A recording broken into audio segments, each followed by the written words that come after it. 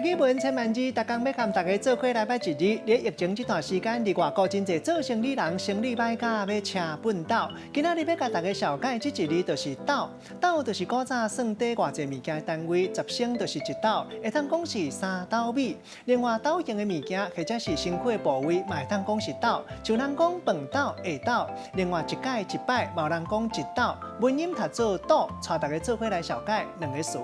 头一个车链岛，原来是安尼写，这个意思就是讲头手拢搭伫咧涂骹，骹床被翘起来，骹出力，身躯规个拍过这个动作。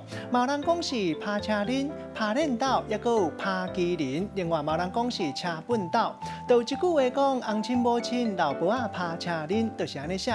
第二个词歹喙岛，这个意思就是讲真经食。